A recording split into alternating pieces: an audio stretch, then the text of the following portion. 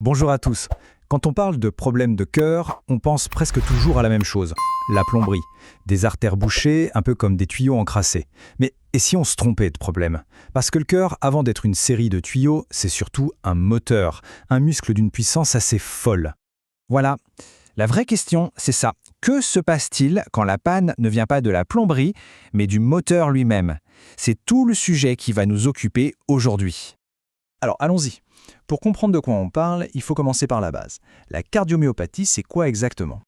Eh bien, pour faire simple, c'est un groupe de maladies qui touchent directement le muscle du cœur, ce qu'on appelle le myocarde.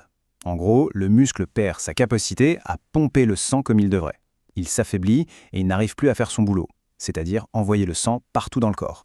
C'est le moteur, notre moteur, qui est en panne.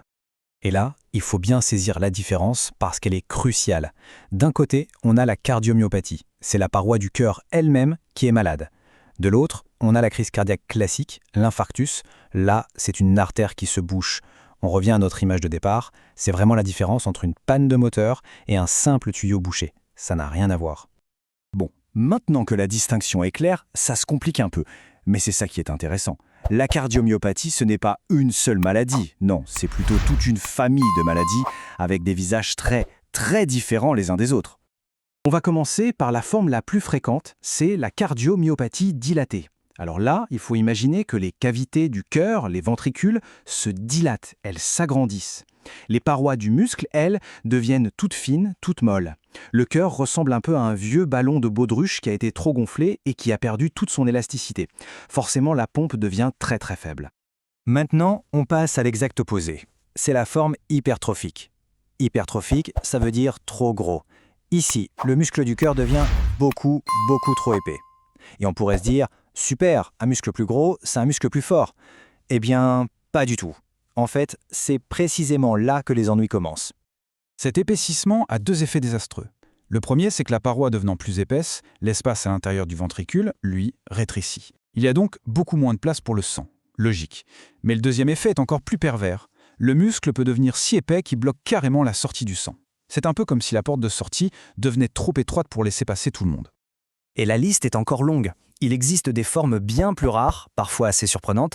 On a par exemple la maladie de Keshan, qui était découverte en Chine et qui est liée à une simple carence en sélénium. Ou encore, une forme qui peut apparaître chez certaines femmes juste après leur grossesse. Ça montre bien que les causes peuvent être multiples et parfois totalement inattendues. Bon, on a vu ce que c'était. Mais alors, comment on fait pour la repérer, cette maladie? Comment les médecins font-ils le diagnostic? C'est une véritable enquête, où il faut assembler les pièces d'un puzzle pour comprendre ce qui se passe. Et la première grosse difficulté, c'est que la maladie est souvent une grande silencieuse. Pendant des années parfois, il ne se passe rien, aucun symptôme. Et puis un jour, des signes peuvent apparaître. Une fatigue intense, vraiment écrasante, un essoufflement au moindre effort, des battements de cœur irréguliers ou encore les chevilles et les pieds qui se mettent à gonfler.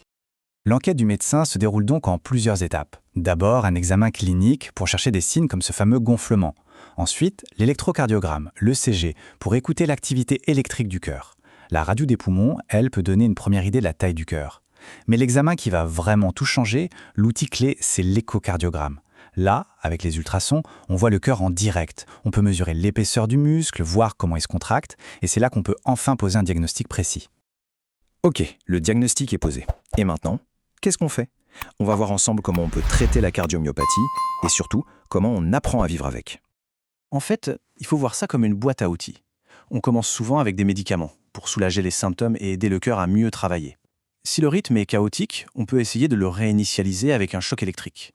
Parfois, il faut un pacemaker pour imposer le bon tempo.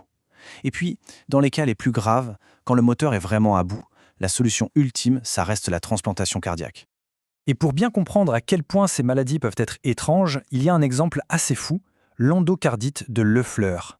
C'est une forme très rare où l'intérieur du cœur se retrouve littéralement tapissé par une couche de tissu fibreux. Imaginez une sorte de coque rigide qui se forme à l'intérieur, empêchant le cœur de fonctionner normalement. Et comment les médecins devinent ça? Grâce à un indice dans le sang qui ne trompe pas. C'est une explosion d'un certain type de globules blancs, les éosinophiles.